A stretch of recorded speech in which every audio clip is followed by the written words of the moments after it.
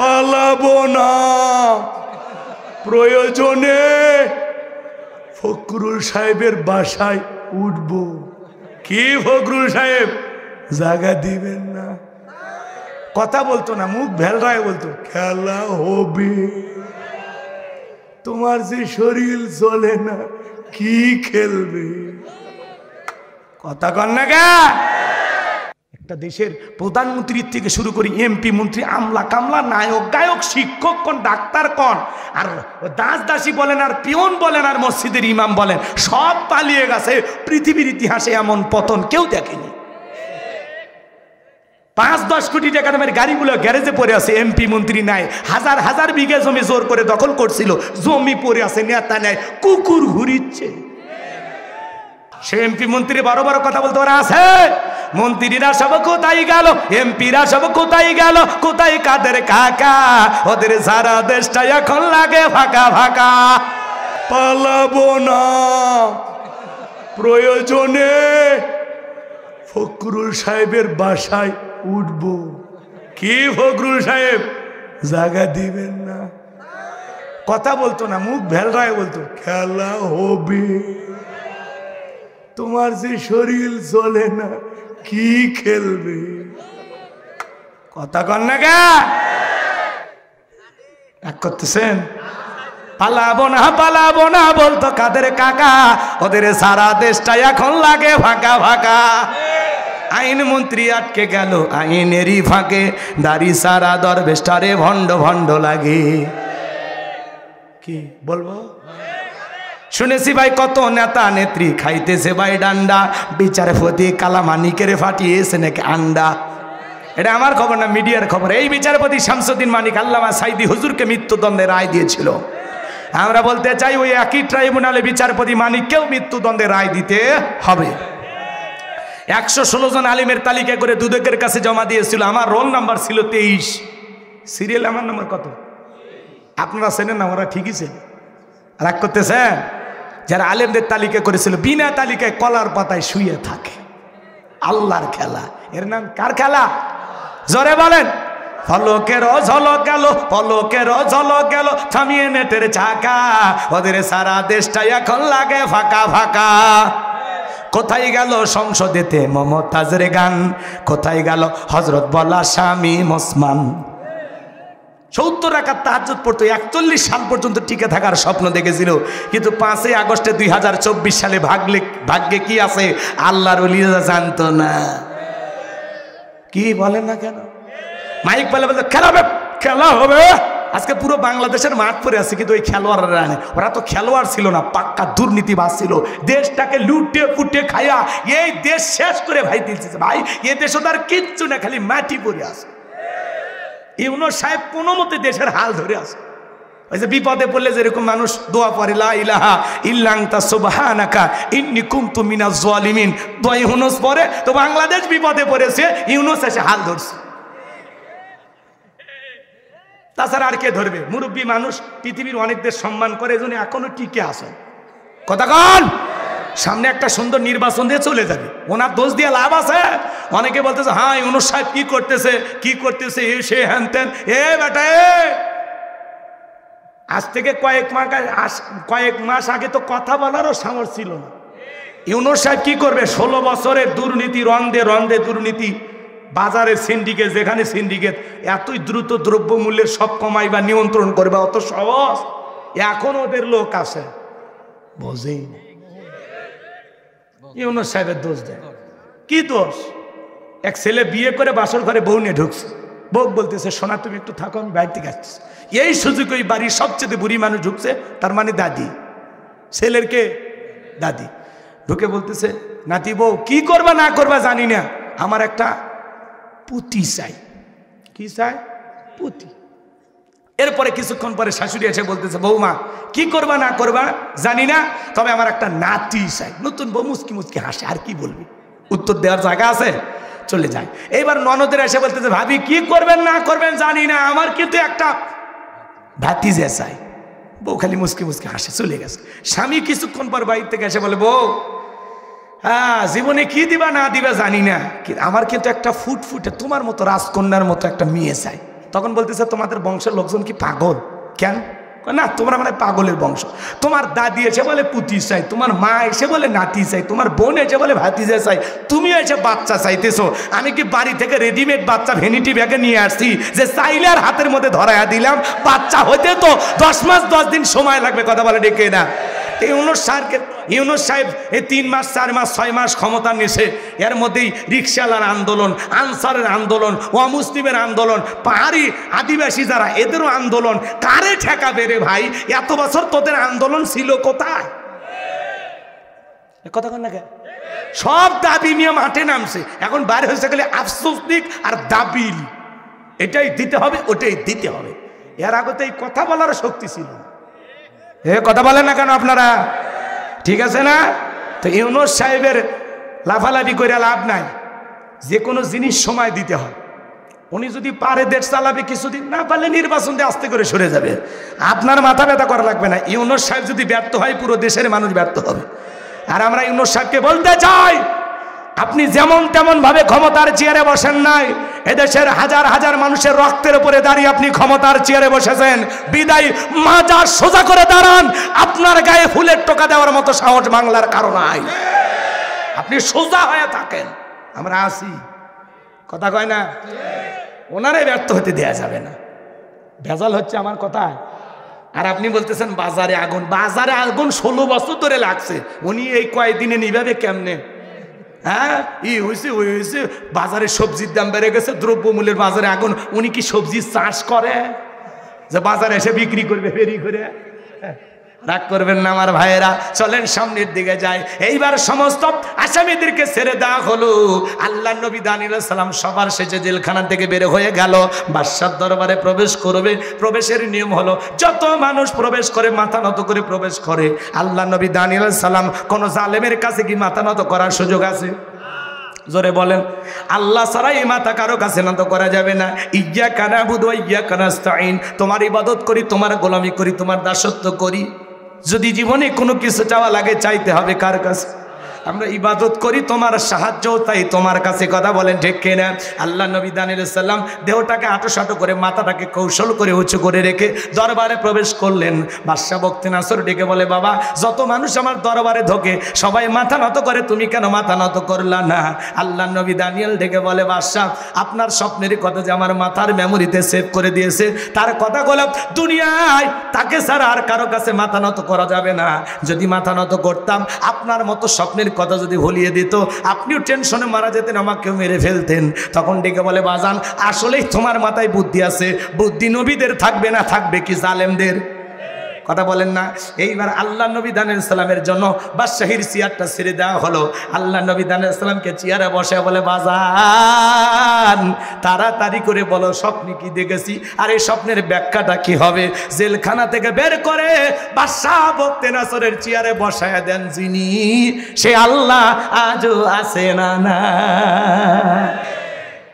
এটাই আল্লাহর খেলা। এবার নবী দানিয়েল আলাইহিস সালাম চেয়ারে বসেছে, বাদশার স্বপ্নের ব্যাখ্যার স্বপ্নের কথা বলবে, পুরো ঘটনাটাই শুনবেন। কারা কারা একটু হাতটা তুলে দেখান বাজান, লিল্লাহে তাকবীর। ওইদিকে হযরত আলীর কথা মনে আছে না নাই? আমি যে আয়াত তিলাওয়াত করেছি, 2টা আয়াত বাকি আছে, সেটা আপনার মনে আছে? তাহলে এইবার চলেন সেই দিকে যাই। আল্লাহ রাব্বুল আলামিন বলেন, তাবারাকাল্লাযী বিয়াদিহিল মুলকু ওয়া হুয়া আলা কুল্লি শাইইন কদির। মহামান্বিত সেই সত্তা যার হাতে সর্বময় কর্তৃত্ব, রাজত্ব, বাবার ক্ষমতা। তিনি হলেন সব বিষয়ের উপরে ক্ষমতাবান। বলেন আল্লাহু আকবার। এরপরে আল্লাহ 2 নম্বর আয়াতে বলেন, আল্লাযী খালাকাল মাউতা ওয়াল হায়াতা লিয়াবলুয়াকুম আইয়ুকুম আহসানু আমালা ওয়া হুয়াল আজিজুল গফুর। জোরে বলেন আল্লাহু আকবার।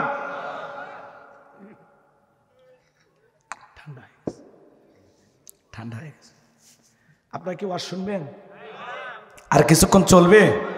এই আয়াতটা বুঝাইতে গিয়ে যদি 15-20 মিনিট সময় লাগে, 1 ঘন্টা লাগলেও দিবেন। সত্যি শুনবেন? কোরআনের প্রতি মহব্বত, দরদ, ভালোবাসা আছে তো? বহুত কিছু দেখছি জীবনে, কিন্তু একটাবার আমরা কোরআন দেখতে চাই। কথা বলেন ঠিক কিনা? আগামীর সূর্য ইসলামের সূর্য, আগামীর দেশ ইসলাম আলাদের বাংলাদেশ। কথা বলে ঠিক কিনা? এই জমিন আল্লাহর দ্বীনকে প্রতিষ্ঠিত করার জন্য যদি কখনো ডাক আসে, প্রয়োজনে বিবির কাছ থেকে বিদায় নিয়ে মাথায় কাফনের কাপড় বেঁধে আল্লাহর জমিনে আল্লাহর দ্বীনকে প্রতিষ্ঠিত করার জন্য কারা কারা বুকের তাজা রক্ত দিতে রাজি, দুই হাত তুলে দেখান। লিল্লাহি তাকবীর। হাত সোজা করেন। দেখে তো মাঝে মাঝে হাত তুলিনি কারা, ওটা কোন দলের দেখেন তো। আমি কি কোনো দলের কথা বলছি? ইসলামের জন্য জীবন দেবেন না? তা হাত তোলেন দেখি। এই জীবনের মালিক কে? হাত তোলেন, হাত তোলেন, সবাই হাত সোজা করেন। লিল্লাহি তাকবীর। এরকম সোজা করেন গো। মাঝে মাঝে হাত বেঁকা করে তুলছে। দুই হাত সোজা করার শক্তি না। আপনি পুরুষ মানুষ, 2 টিম ভিটামিন ক্যালসিয়াম মাঝে মাঝে কিনে খাবেন, একেবারে দুর্বল হলে চলতে পারবেন। হাত সোজা করেন, সোজা করেন। আমার আল্লাহ রাব্বুল আলামিন বলেন, ইন্নাল্লাহা আশতারা মিনাল মুমিনিনা আনফুসাহুম ওয়া আমওয়ালাহুম বিআন্না লাহুমুল জান্নাহ। সূরা তাওবার 111 নম্বর আয়াতে আল্লাহ রাব্বুল আলামিন জানিয়ে দিয়েছেন, নিশ্চয়ই মুমিন বান্দাদের জান মাল আমি আল্লাহ ক্রয় করে নিয়েছি, বিনিময়ে দেব জান্নাত। বলুন সুবহানাল্লাহ। তাহলে বলেন তো বাজান, আপনার আমার জীবনের মালিক কে? এই যুবকেরা বলো, কত আমাদের তৌফিক দান করো। জোরে বলেন আমিন। আপনারা যত বড় হবেন তত আমরা বেশি দান পাবো, তাই না? আল্লাহ সম্পদ আরো দেখ, আল্লাহ কবুল করেন। জোরে বলেন আমিন। ওনার ছেলে চাকরি পাইছে, এই জন্য 500 টাকা আরো দিস নেন। চলে আমার ভাইয়েরা মহিলা প্যানেল টাকাগুলো নিয়ে আসে। এই ছেলে পেলে ওই জায়গায় কেউ আছে, মহিলাদের দায়িত্ব দেওয়া আছে, ওই টাকাগুলো নিয়ে আসো বাবা, যাও। আল্লাহ রাব্বুল আলামিন বলেন, আল্লাযী খালাকাল মাউতা ওয়াল হায়াতা লিয়াবলুয়াকুম আইয়ুকুম আহসানু আমালা ওয়া হুয়াল আজিজুল গফুর। একটু জোরে বলেন না আল্লাহু আকবার। অনেকের ঘুম ছাড়েইনি এখনো। আল্লাহ তাআলা বলেন, আল্লাযী খালাকাল মাউতা ওয়াল হায়াতা, যিনি সৃষ্টি করেছেন মৃত্যু আর জীবন। এই পৃথিবীর যত মানুষ ক্ষমতাধর হোক, যত বড় নেতা হোক, মৃতকে জীবিত করার ক্ষমতা কারো আছে? ওরা পুলিশ দিয়া গুলি মেরে আবু সাইদকে হত্যা করতে পারে, কিন্তু একটা আবু সাইদকে ফেরত দেওয়ার ক্ষমতা নেতার নাই। কথা কয়। ওরা মায়ের বুক খালি করতে পারে, কিন্তু ওই মায়ের বুকে সন্তান ফিরে দেওয়ার ক্ষমতা কোনো নেতার নাই। ওদের ক্ষমতা আসমানের দিকে গুলি বর্ষণ করতে পারে, 1 ফোঁটা বৃষ্টি আনার ক্ষমতা নাই। জমিনে গুলি বর্ষণ করতে পারে, একটা আলু বের করার ক্ষমতা নাই। সকল ক্ষমতার একমাত্র মালিককে। মৃতকে জীবিত, জীবিতকে মৃত করার ক্ষমতা কার? কোন নেতার আছে নাকি? ওরা মানুষ মারতে পারে, কিন্তু কাউরে জীবিত করতে পারে না। আল্লাহ তাআলা বলেন, আল্লাযী খালাকাল মাউতা ওয়াল হায়াতা, যিনি সৃষ্টি করেছেন মৃত্যু আর জীবন। সর্বপ্রথম আল্লাহ তাআলা মৃত্যুর কথা কেন বললেন বাজার? আল্লাহ তাআলা সর্বপ্রথম মৃত্যুর কথা কেন বললেন? কুল্লু নাফসিন যায়িকাতুল মাউত, প্রত্যেক প্রাণীকে মৃত্যুর স্বাদ গ্রহণ করা লাগবে। এই স্বাদ হলো 2 প্রকারের। মিষ্টি খাইলে মিঠা লাগে, নিম পাতা খাইলে তিতা লাগে। যারা ঈমানদার তাদের মৃত্যুটা হবে মিঠা। সাদা পোশাক পরিহিত ফেরেশতা সুগন্ধিযুক্ত পোশাক পরে সাদা রুমাল নিয়ে আসবে তার রুহটা বের করার জন্য। মায়ের কোলে দুধ পান করতে করতে শিশুটা যেমন ঘুমের মধ্যে চলে যায়, যারা ঈমানদার তারা তেমনি ভাবে বিদায় নেবে, টেরও পাবে না। বলুন সুবহানাল্লাহ। কিন্তু যারা নাফরমান বেঈমান, আল্লাহর অবাধ্য গোলাম, যারা বলেছিল খাও দাও ফুর্তি করা, দুনিয়াটা মস্ত বড়, শয়তানের ওয়াসওয়াসায় পড়ে মিসগাইড হয়েছিল, ভুল পথে পরিচালিত হয়েছিল। শয়তান যাদেরকে ভুল ইনফরমেশন দিয়েছিল, এই দুনিয়ার জমিনে যারা দুনিয়াকে রঙিন চশমা হিসাবে রঙ্গলীলায় যারা মেতেছিল, যারা দুনিয়াতে উন্মাদ পাগলের মতো দুনিয়ার জমিনে আমোদ প্রমোদে ব্যস্ত ছিল বাজান, তাদের রুহটা নেওয়ার জন্য কালো দুর্গন্ধযুক্ত পোশাক পরে ফেরেশতারা আসবে, দুর্গন্ধযুক্ত রুমাল নিয়ে হাজির হয়ে যাবে। তাদের রুহটা পা থেকে মাথা পর্যন্ত ছোটাছুটি করবে। দেখেন না কত মানুষ মৃত্যুর সময় পেশাব পায়খানা করে দেয়, চোখগুলো বড় বড় করে বাজায়। কত মানুষ 6 মাস আগে জবান বন্ধ হয়ে যায়, সন্তানেরা শরবত বানাইয়া মুখের ভিতরে তুলে দেয়, গালছি বেবে পড়ে যায়, খাওয়ারও শক্তি থাকে না।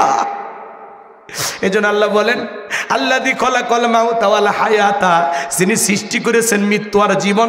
সর্বপ্রথম আল্লাহ মৃত্যুর কথা কেন বললেন? এই পৃথিবীর সকল ধর্মের মানুষ বিশ্বাস করে জন্ম হয়েছে, মৃত্যু একদিন হবে। মৃত্যু হলো চিরন্তন সত্য কথা। বেঁচে আছি এটাই অস্বাভাবিক, মৃত্যু হবে এটাই স্বাভাবিক। মৃত্যু থেকে পালানোর কোনো রাস্তা খোলা নাই। আল্লাহ বলেন আইনামা তাকুনু ইদরিকুমুল মাউতু ওয়ালাউ কুনতুম ফি বুরুজিম মুশাইয়াদা, সূরা নিসার ৭৮ নম্বর আয়াত। আল্লাহ ডেকে বলেন যেখানে থাকো, যে অবস্থায় থাকো, মৃত্যু তোমাদেরকে ধরবেই। মৃত্যু থেকে পালানোর কোনো রাস্তা খোলা নাই। এ বাজার, আয়াতের শুরুতে আল্লাহ বলেন আল্লাযী খলাকাল মাউতা, সর্বপ্রথম আল্লাহ বলতেছেন যিনি সৃষ্টি করেছেন মৃত্যু।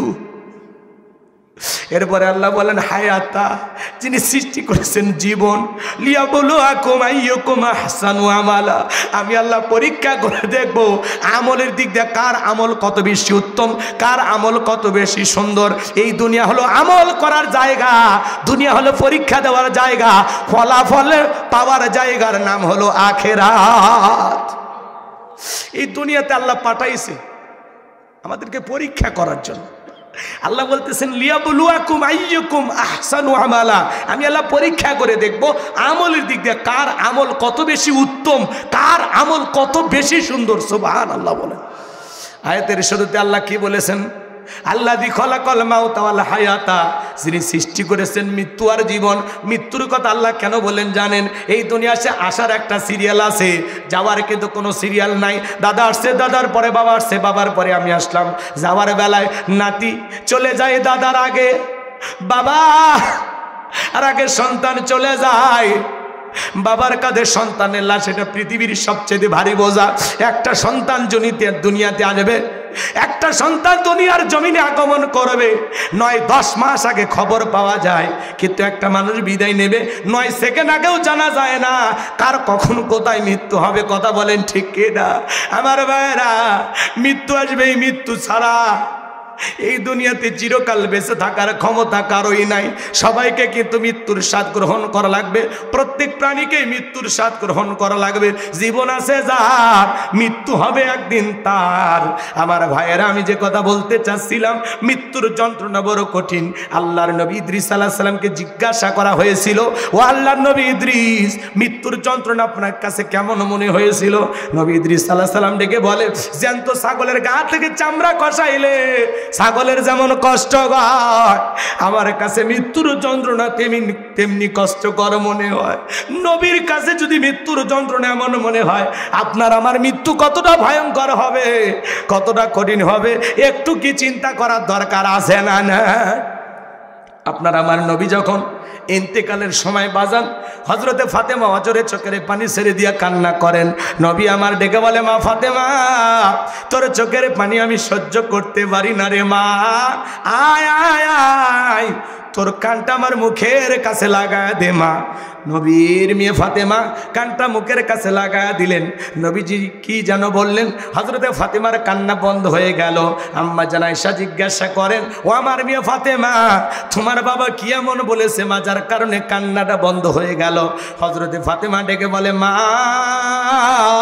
আমার আব্বা জান আমাকে বলেছেন বাবার ইন্তেকালের পরে বেশি দিন দুনিয়ার জমিনে থাকা লাগবে না, সর্বপ্রথম বাবার সাথে আমার সাক্ষাৎ হবে।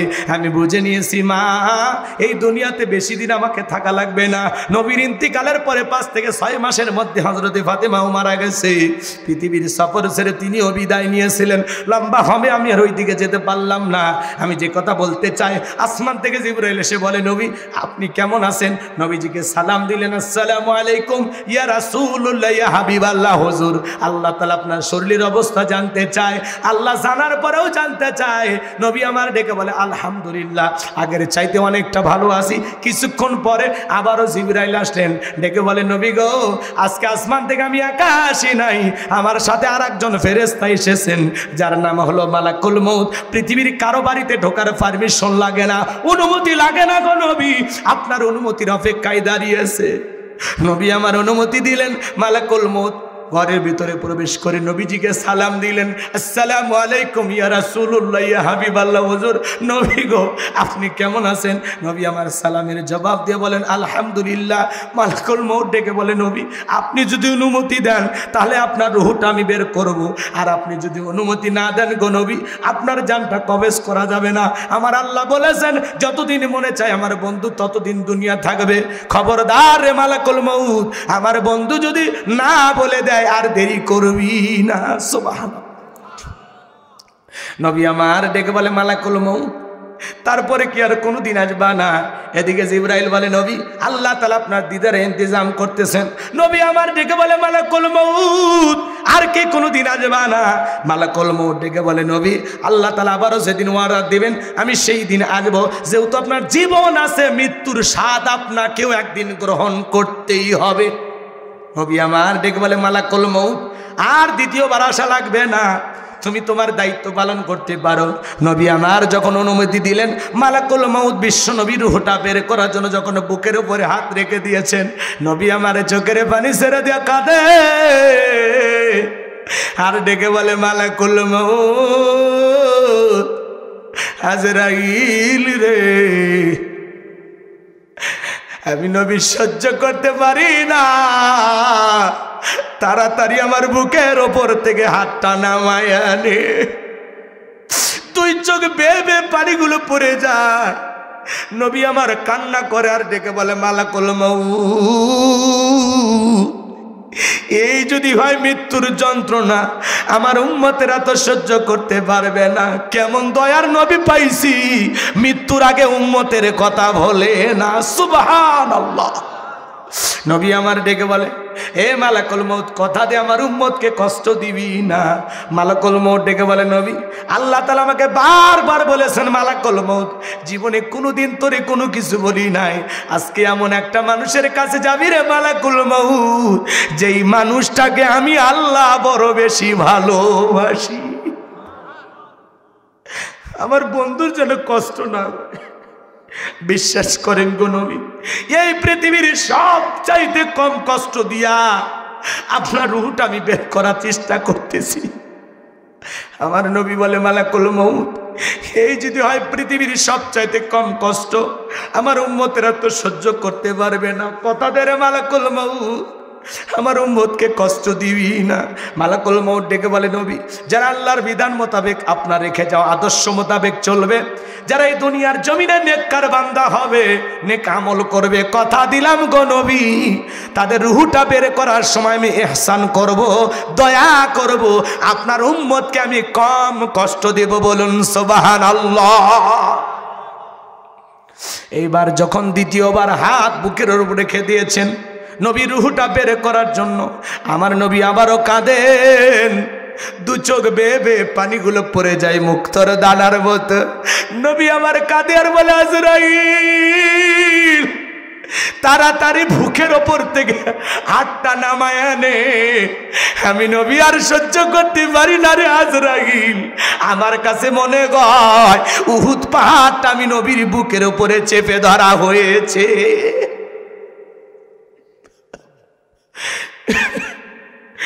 নবীর কাছে যদি মৃত্যুর যন্ত্রণা এমন মনে হয় আপনার আমার কেমন হতে পারে বাজার? তৃতীয়বার যখন হাতটা রেখে দিয়েছে নবী আমার কান্না করে দু চোখ বেয়ে পানি পড়ে, নবীজির রূহটা বের হয়ে যাচ্ছে। কয়েকটি কথা বললেন, তার মধ্যে উম্মতের উদ্দেশ্যে বলে গেলেন, ও আমার উম্মতেরা আসসালাত আসসালাত আসসালাত, ও আমার উম্মতেরা নামাজ নামাজ নামাজ ছাইরো না। নবীজির রূহটা বের হয়ে যাচ্ছে। নবী আমার উম্মতদেরকে শেষ কথা বলে গেলেন, আসসালাত আসসালাত, ও আমার উম্মতেরা নামাজ নামাজ নামাজ। নবী জীবনের যে শেষ কথাটা বলে গেল, ও আমার ইমানদার মুসলমান ভাইয়েরা, নবীর জীবনের শেষ কথাটাকে আমল করা যাবে না। আল্লাহর কোন কোন বান্দা আছেন আজ থেকে আর কোনোদিন নামাজ ছাড়বেন না? দুই হাত তুলে দেখা। আল্লাহ আমাদের সবাইকে 5 ওয়াক্ত নামাজি বানায় দাও। একটু জোরে বলেন না আমিন, আরো একবার বলেন আমিন। পড়বেন তো ইনশাআল্লাহ আমার ভাইয়েরা।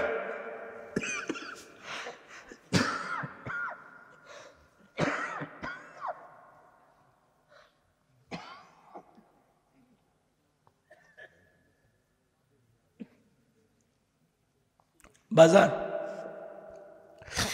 এই দুনিয়াতে আমরা কেউ থাকবো না, প্রত্যেকটা মানুষ মারা যাচ্ছে, আর আপনাকে আমাকে বার্তা দিয়ে যাচ্ছে একদিন তোমারও এই দিন আসবে। দুনিয়া থাকার জায়গা না, আসবে মরণ কার কখন আমরা কেউ জানি না। তোমার জানাজার নামাজের আগে নামাজ পড়ো ভাই, জানাজা পড়ার আগে আমরা যেন নামাজি হই। কথা বলেন না কেন? করেন আল্লাযী খলাকাল মাউতা ওয়াল হায়াতা, যিনি সৃষ্টি করেছেন মৃত্যু আর জীবন, এর মাঝামাঝি যে সময়টা আল্লাহ আমাদেরকে দিয়েছেন, এই সময়টার মধ্যে কি করা লাগবে? লিয়াবলুয়াকুম আইয়ুকুম আহসানু আমালা। আমার আল্লাহ বলে আমি পরীক্ষা করে দেখব এই যে অল্প সময়ের মধ্যে কে কত বেশি উত্তম আমল করতে পারো, কার আমল কত বেশি সুন্দর। সুবহানাল্লাহ বলে। বিশ্বনবী বলেছেন হাদিস শরীফের ভিতরে, ক্বালা ক্বালা রাসূলুল্লাহি সাল্লাল্লাহু আলাইহি সাল্লাম ইন্নামাল কুবরু রাউযাতুম মিন রিয়াদিল জান্নাহ আও হুফরাতুম মিন হুফারিন নার, রাহু তিরমিজি। বিশ্বনবী ডেকে বলেন যে ব্যক্তির আমল ভালো, মৃত্যুর সঙ্গে সঙ্গে আল্লাহ তাআলা তার কবর জান্নাতের বাগান বানায় দিবেন। আর যে ব্যক্তির আমল খারাপ, আও হুফরাতুম মিন হুফারিন নার, তার কবরটা হবে জাহান্নামের আগুনের গর্ত। নবী আমার এক জায়গায় বসা, আসমান থেকে জিবরাইল আসলেন, আর দেখে বলে নবী এই মুহূর্তে একটা আওয়াজ হইলে আপনি কি শুনতে পাইছেন? আল্লাহ রসুল তখন বলতে হ্যাঁ আমি শুনতে পেয়েছি। জিবরাইল বলেন নবী আজ থেকে 70 বছর আগে, আজ থেকে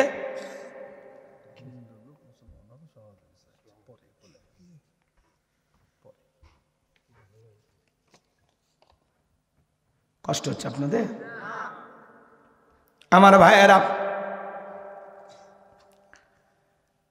বিশ্বনবীকে জিবরাইল বলেন নবী গো আজ থেকে 70 বছর আগে আল্লাহ তাআলা জাহান্নামের গর্তের মুখে একটা পাথর ছেড়ে দিয়েছে। এই মাত্র জাহান্নামের তলদেশে গিয়ে পাথরটা পৌঁছাইলো।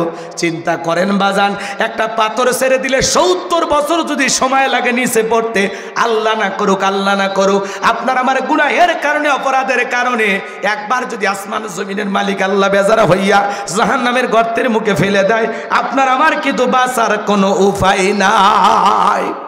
জাহান্নামের আগুন দুনিয়ার আগুনের চাইতে 70 গুণ পাওয়ার বেশি, অন্ধকার রাত্রির মতো কালো। এই জাহান্নামের আগুন যার দেহে লাগবে মনে হবে কলিজাটা পুড়ে ছাই হয়ে যাচ্ছে। 1 সেকেন্ড জাহান্নামের আগুন সহ্য করার ক্ষমতা নাই। ইন্নাহা সাআত মুস্তাকাররা ওয়া মুকামা, নিশ্চয়ই আবাসস্থল হিসাবে, বসতির জায়গা হিসাবে ওই জাহান্নাম কতটা নিকৃষ্টতম একটা স্থান। জাহান্নাম সুখের জায়গা না, এটা হলো যন্ত্রণার কারখানা, শুধু আযাব আর আযাব, শাস্তি আর শাস্তি। সেই জাহান্নাম থেকে দরকার আছে না নাই বাজান? আমল করা দরকার আছে না নাই? হে যুবক শোনো, তুমি যদি 7 দিনের জন্য কক্সবাজার যাও, তোমার একটা ব্যাগ থাকে, ওই ব্যাগের ভিতরে কি থাকে? কাপড়, টাকা পয়সা, মোবাইল, চার্জার, প্রেমিকের ডায়েরি, সব। কথা কয় না? তোমার 7 দিনের সফর, ব্যাগ একটা লাগে, ব্যাগ ছাড়া সফরে যাওয়া যায়? 7 দিনের সফরের জন্য যদি একটা ব্যাগ লাগে, হে যুবক তুমি আমি তো পরকাল নামের সফরে যাব, যেই জীবনের শুরু আছে শেষ নাই। এ যুবক দেখো তো একটা আমলের ব্যাগ তোমার রেডি আছে কিনা, যেই ব্যাগের ভিতরে আমল আছে, যে আমল দিয়ে পরকালের বিশাল লম্বা পথ তুমি পাড়ি দিবা। দেখো তো এই ব্যাগের ভিতরে নামাজ আছে কিনা, রোজা আছে কিনা, হজ আছে কিনা, যাকাত আছে কিনা, দান খয়রাত আছে কিনা, পিতামাতার খেদমত করেছে কিনা, বিবির হক আদায় করেছো কিনা, প্রতিবেশীর সাথে ভালো আচরণ করেছো কিনা, সমাজের মানুষের সাথে ভালো ব্যবহার করেছো কিনা। দেখো তো আমলের ব্যাগের ভিতরে একটু দেখো। আল্লাহর কাছে হিসাব দেওয়ার আগে 2টা মিনিট বালিশে মাথা রেখে চিন্তা করেন তো, আল্লাহর কাছে হিসাব দেওয়ার আগে নিজের জীবনের হিসাব নিজে একটু করে যান। কথা বলে না? এমন কোন আমল করেছি যে আমলের বিশ্বাসে আপনি পরকালের এই লম্বা পথ পাড়ি দিতে পারবেন? এমন কোন আমল আমাদের জীবনে আছে? বলেন বাজান, আছে? কি করতেছি আমরা দুনিয়া? এই জন্য আল্লাহ বলেন বাল তুসিরুনাল হায়াতাদ দুনিয়া ওয়াল আখিরাতু খায়রু ওয়া আবকা, তোমরা দুনিয়ার জীবনকে প্রাধান্য দিচ্ছ অথচ আখিরাতের জিন্দেগি হলো চিরস্থায়ী, যেই জীবনের শুরু আছে শেষ নাই। কথা বলেন না, কি মনে করতেছেন দুনিয়াতে চিরকাল থাকবেন? না, এই স্বার্থের দুনিয়ায় কেউ আপনাকে চিরকাল থাকতে দেবে না। দাদা ছিল নাই, বাবা ছিল নাই, একদিন আমিও থাকবো না, আপনিও থাকবে না, আপনার স্ত্রীর গর্ভে 6 মাসের শিশু সেও একদিন থাকবে না, সবাইকে যেতে হবে। দুনিয়া থাকার জায়গা না, এই দুনিয়া কাউরে জায়গা দেয় নাই, আপনাকে আমাকে জায়গা দেবে না। কথা বলেন ঠিক কিনা? এই যে দুনিয়ায় তারপরে এত লোভ লালসার প্রতিযোগিতা, এই জন্য আল্লাহ তাআলা বলেন আলহাকুমুত তাকাসুর হাত্তা যুরতুমুল মাকাবির, এই প্রাচুর্যের প্রতিযোগিতা, সম্পদের লোভ লালসা, গাড়ি চাই, বাড়ি চাই, নারী চাই, সম্পদ চাই, ক্ষমতা চাই, পাওয়ার চাই, রাজত্ব চাই। কথা বলেন, লোভ লোভ। দুনিয়াটা মায়াজাল, লোভ লালসা দিয়ে ঘিরে রেখেছে আমাদেরকে। আমরা আল্লাহকে ভুলে গেছি, আল্লাহকে ভুলে গেছি। কথা বলেন না কেন? রাগ করেন? হ্যাঁ, কারো 1 বিঘা জমি আছে, কয় 2 বিঘা হলে ভালো হয়, 2 বিঘা হলে কয় 4 বিঘা হলে ভালো হয়। সাইকেল আছে, কয় মোটর সাইকেল হলে ভালো হয়, মোটর সাইকেল আছে, কয় 4 চাকার গাড়ি হলে ভালো হয়। মেম্বার চাই চেয়ারম্যান হতে, চেয়ারম্যান চাই এমপি হতে, এমপি চাই মন্ত্রী হতে, মন্ত্রী চাই প্রধানমন্ত্রী হতে। এই যে চাহিদা, এক দেশের প্রধানমন্ত্রী আর একটা দেশের প্রধানমন্ত্রী হতে পারলে ভালো হইতো। এই যে বনি আদমের যে লোভ লালসা, গাড়ি বাড়ি সম্পদের লোভ লালসা থামবে কখন? হাত্তা যুরতুমুল মাকাবির, যেদিন আপনি আমি কবরে যাব, এই কবরের মাটি যেদিন আপনার আমার মুখের ভিতরে প্রবেশ করবে, সেদিনই আপনার আমার লোভ লালসা মিটে যাবে। কবরে না ঢোকা পর্যন্ত আমাদের লোভ লালসা স্বাদ মিটবে না। রাগ করেন? করেন, সমস্যা নাই। বাজান, আপনার কবরে আপনি যাবেন, আমার কবরে আমি যাব। আসুন না একটু নিয়ে কামল করে কবরে যাই, আল্লাহর গোলামি করে কবরে যাই, একটু পরিবর্তন হয়ে কবরে যাই।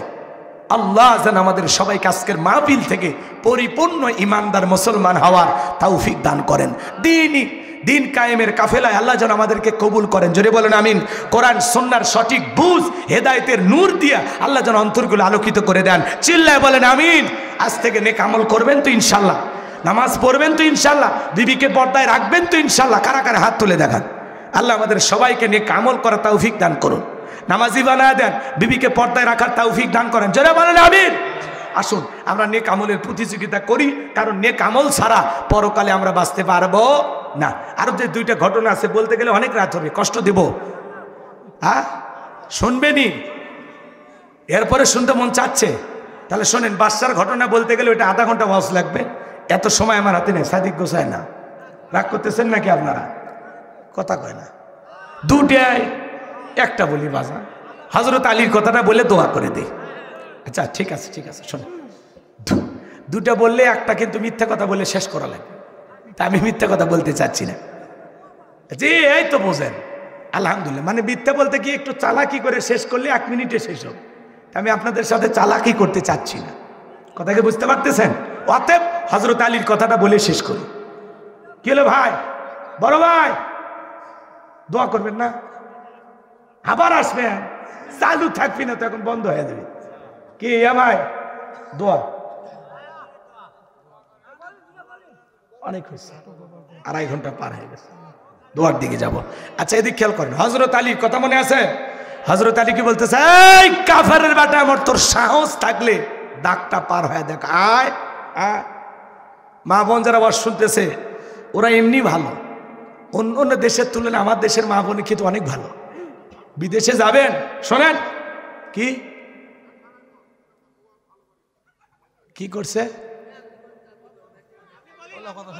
ওরা, তো চা খায় এলো, বুঝেননি? আড্ডা দেওয়া পার্টি। শোনেন, এদিক খেয়াল করেন, মা বোন যারা আসছে অন্য অন্য দেশের তুলনায় কিন্তু আমাদের দেশের মা বোনের অনেকটা ভালো, অনেক ভালো। কারণ পৃথিবীর অন্য রাষ্ট্রে যাবেন, মেয়েদের চলাফেরা চাল চলন দেখলে আপনার মাথা নষ্ট হয়ে যায়। আর আমার দেশের মা বোনের আলহামদুলিল্লাহ অনেক চলে। তারপরে আমরা মা বোনদেরকে বিনয়ের সহিত বলি, মা 4টা আমল করবেন। 1 নাম্বার নামাজ, 2 নাম্বার রোজা, 3 নাম্বার স্বামীর খেদমত, 4 নাম্বার হলো ফরজ পড়। আল্লাহর ওয়ালি জিন্দা শাহজালাল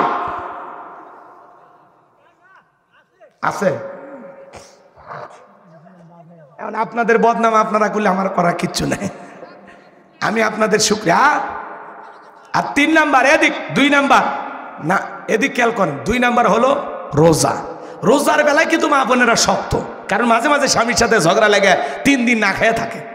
স্বামী যখন বলে অমুকের মা একটু ভাত খাও, তুমি খাও, তোমার দরিয়া ভরাও, আমি না খায় মরে যাবো, না খেলে তোমার কি, মরে গেলে তো আর একটা বউ পাবে। পাগলি বুঝেন কি আর বোঝে কি, কথা কর।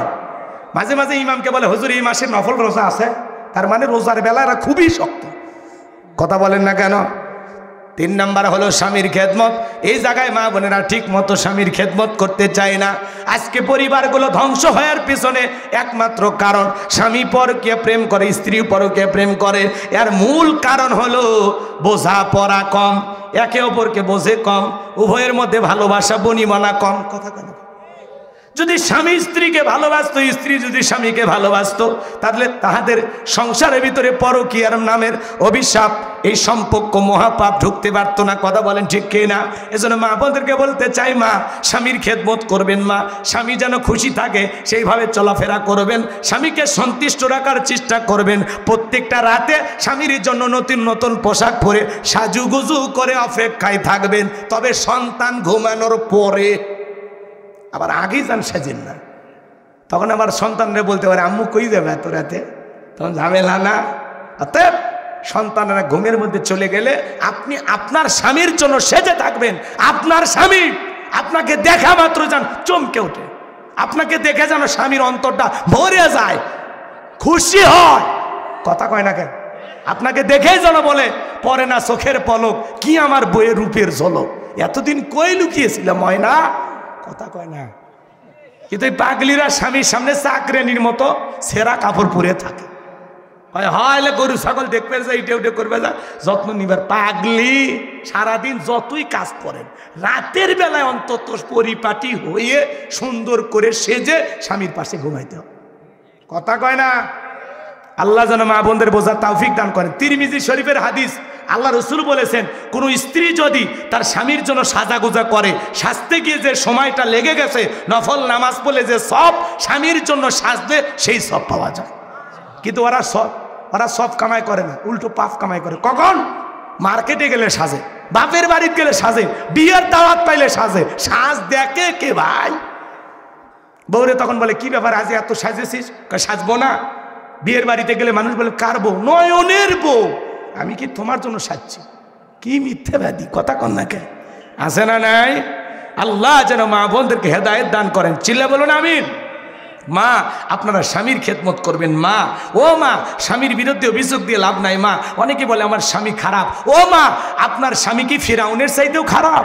হ্যাঁ, ফিরাউনের সংসার করে আসিয়া যদি জান্নাত দেখতে দেখতে মারা যায়, ও মা, আপনার স্বামী তো ফিরাউন না, আপনার স্বামী ফিরাউনের চাইতে অনেক ভালো, অনেক ভালো। কথা কয় না? আর 4 নাম্বার, জি 4 নাম্বার হলো পর্দা। ও মা, বেপর্দায় চলাফেরা করা যাবে না মা, পর্দা করতে হবে। অনেক পর্দা করেন, আপনারা আরো পর্দা করবেন। মা, বেপর্দায় কখনো বাহিরে যাবেন না, এটা আল্লাহর ফরজ বিধান। অকরনা ফি বুয়ুতিকুন্না ওয়ালা তাবাররাজনা তাবাররুজাল জাহিলিয়াতিল উলা। নারীরা তোমার ঘরের ভিতরে অবস্থান করো, খবরদার জাহিলিয়াতের যুগের মেয়েদের মতো নোংরা অশ্লীল পোশাক পরে নিজের দেহকে প্রদর্শন করো না। মা, পর্দায় থাকলে পর্দা আপনাকে নিরাপত্তা দেবে, পর্দা নারীর সিকিউরিটি দেবে, পর্দাশীল নারীর ওপরে আল্লাহর রহমত নাজিল হয়। বলুন সুবহানাল্লাহ। আল্লাহ যেন মা বোনদেরকে পর্দা করা তৌফিক দান করেন। একটু জোরে বলেন আমিন। একটা নারী যদি নেককার হয়, আবেদা সালেহা হয়, নামাজি হয়, পর্দা করে, কোরআন পড়ে, ওই নারীর পেট থেকে নামাজি সন্তানই জন্ম নেয়। কথা কি বুঝতে পারতেছেন? ওই যে কথায় আছে ক্ষেত ভালো ফসল ভালো, মা ভালো তো সন্তান ভালো। একটা মা ভালো সন্তান উপহার দেবে। আর যারা ওই যে ফুংফাং মা বিউটি পার্লারে সাজে, ওর পেট থেকে ওই রকমই বের হয়। কথা কয় না? আল্লাহ যেন মা বোনদের হেদায়েত দান করেন, ফরজ পর্দা মেনে চলার তৌফিক দান করেন। চিল্লা বলুন আমিন। যারা উল্টা পাল্টা সাজ দিয়ে রাস্তাঘাটে ঘোরে, ওদের সাজগোজ যেরকম উল্টা পাল্টা, ওর চরিত্র সেরকম গন্ডগোল। কথা বলেন ঠিক কিনা? আল্লাহ নারীদের হেদায়েত দান করেন। চিল্লা বলেন আমিন। এবার হযরত আলী ডেকে বলতেছে এইদিকে আয়। খালি ডাকটা পার হয়ে দেখা, 1 পা সামনে আসে, 3 পা পিছনে যায়। এমত অবস্থায় হযরত আলী তাকায় দেখে ওর কাঁধে থাকা 3.5 মণ ওজনের তরবারি আল্লাহ কাঠের তক্তা বানিয়ে দিয়েছেন। বলুন সুবহানাল্লাহ। এইবার 1 পা 2 পা করে যখন কাছে আসে, হযরত আলী তাকায় আসেন। এইবার যখন দাগ বরাবর আসছে, দাগ বরাবর আসতে দেরি, হযরত আলী ওর কাঁধে তরবারি ঠেকাইতে দেরি করে নাই। তরবারি ঠেকাইতে দেরি, আমার আল্লাহ তাআলা ওই মহাবীর আমরের দেহ থেকে কাল্লাটা জমিনে ফেলাইতে দেরি করে নাই। চিৎকার মেরে বলুন আল্লাহু আকবার। হযরত আলী কোপ মারার আগে কাল্লা ফুরে গেছে। তার মানে কি বুঝলেন? বুঝেন নাই?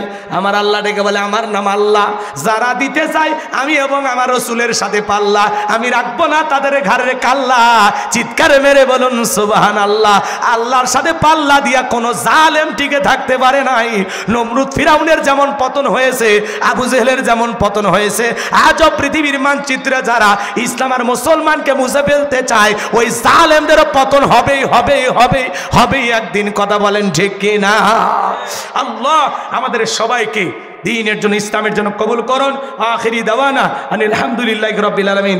একজন ভাই অমুসলিম মুসলমান হয়েছেন, আমাদের ধর্ম গ্রহণ করেছেন, সে একটু সহযোগিতার হাত আপনাদের সামনে বাড়িয়েছেন, আপনারা তাকে কিছু দিয়ে সহযোগিতা করবেন ইনশাআল্লাহ। জি, ওনার মেয়েও মুসলমান হয়েছে, আপনারা একটু সহযোগিতা করবেন। সবাই একটু টাকা দেন, আমিও দিচ্ছি, আপনারাও দেন। আল্লাহ সবাইকে দেওয়ার তৌফিক দান করুন। একটু সিল্লা বলেন আমিন। জি, সবাই একটু দেন, ওনাকে যে যতটুকু পারেন সহযোগিতা করুন। ভাই কই গেল? এই যে ভাই নেন, সবাই দেন, সবাই একটু টাকা পয়সা তুলে ওনারে দিয়ে দেন। জি, মঞ্চ থেকে যারা আছেন ওনাকে দেন, একটু সহযোগিতা করেন। সকলে দরুদ ইব্রাহিম পড়েন। আল্লাহুম্মা সাল্লি আলা মুহাম্মদ ওয়া আলা মুহাম্মদ কামা